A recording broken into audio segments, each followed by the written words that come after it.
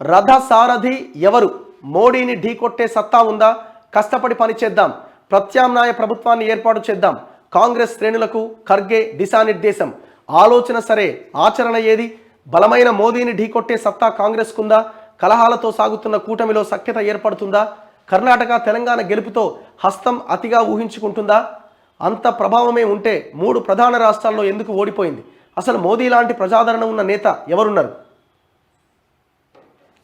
మూడోసారి విజయం సాధించి హ్యాట్రిక్ కొట్టాలనే వ్యూహాల్లో ఉంది బీజేపీ. ఎట్టి పరిస్థితుల్లోనూ ఇది జరగకూడదని ప్రణాళికలు రచిస్తోంది హస్తం పార్టీ. ఈ నేపథ్యంలో రాబోయే లోక్సభ సార్వత్రిక ఎన్నికలు, ఇండియా కూటమి పార్టీల మధ్య సీట్ల పంపకం, భారత న్యాయ యాత్ర సన్నాహాలపైన చర్చించేందుకు ఢిల్లీలో పార్టీ ముఖ్య నేతల సమావేశం జరిగింది. యాక్చువల్గా ఓపెన్గా మనం మాట్లాడితే దేశంలో మళ్ళీ ఎవరు అధికారంలోకి వస్తారంటే మెజారిటీ మళ్ళీ బీజేపీ అధికారంలోకి వచ్చే అవకాశం ఉందనే చర్చనే ఎక్కువగా జరుగుతూ ఉన్నది. బేసిక్గా కాంగ్రెస్కి మొన్న 3 రాష్ట్రాల్లో ఏదైతే తెలంగాణలో గెలిచినా 3 రాష్ట్రాల్లో పడ్డ దెబ్బ మామూలు దెబ్బ కాదు. ముఖ్యంగా ఛత్తీస్గఢ్ లాంటి రాష్ట్రంలో కూడా ఓడిపోవడం వాళ్ళకి ఒక కోలుకోలేని దెబ్బ. దాంట్లో ఈ అయోధ్య రామమందిర నిర్మాణం, దాన్ని బీజేపీ ప్రధానంగా హైలైట్ చేయడం, ఈ అన్ని అంశాలు ఇంకా మోదీ మీద ఆ వేవ్ కనబడుతూ ఉండడం, ఇవన్నీ అంశాలు బీజేపీకి సానుకూల అంశాలుగా కనబడుతున్నాయి. మీరు ఎక్కడైనా అడగండి, మళ్ళీ కేంద్రంలో ఎవరు అధికారంలోకి వస్తారంటే మళ్ళీ బీజేపీనే వచ్చే ఛాన్స్ కనిపిస్తున్నట్టున్నది అన్న చర్చనే ఉన్నది. లేదు పోటీ టైట్గా ఉండే అవకాశం ఉంది, కనబడట్లేదు.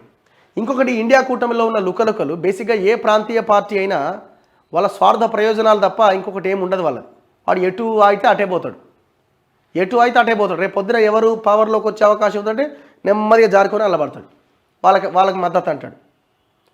సో ఈ కూటములు వీటి వల్ల ఇప్పుడున్న రాజకీయ పరిస్థితి పొల్యూట్ అయిపోయిన ఈ రాజకీయాల్లో, విలువలు లేని రాజకీయాల్లో ఈ కూటములు అదే రకంగా గట్టిగా బలంగా ఉంటాయని మనం భావించడానికి అవకాశం లేదు.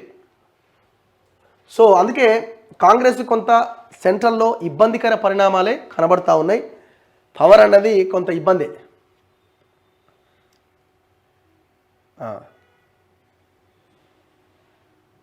అందులో ఇంకొక ప్రధానమైన అంశం ఏంటంటే బీజేపీ సోషల్ జస్టిస్ విషయంలో వాళ్ళు ప్రధానంగా ఫోకస్ చేస్తున్నారు.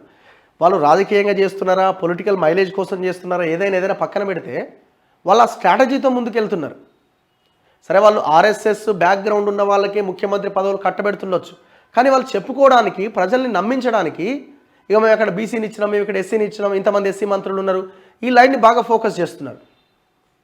ఇది ప్రజల్లో కొంత బలంగా వెళ్తున్నది.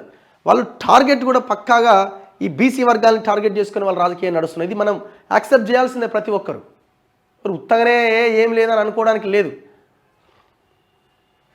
ఏ ఎజెండా అయినా ఉండొచ్చు, కానీ వాళ్ళు చేసేది మాత్రం ఓవరాల్ పిక్చర్ మాత్రం కళ్ళ ముందు కనబడుతున్నది. ఇది అక్కడ కొరవడింది కొంత, ఏ మాటకు ఆ మాట.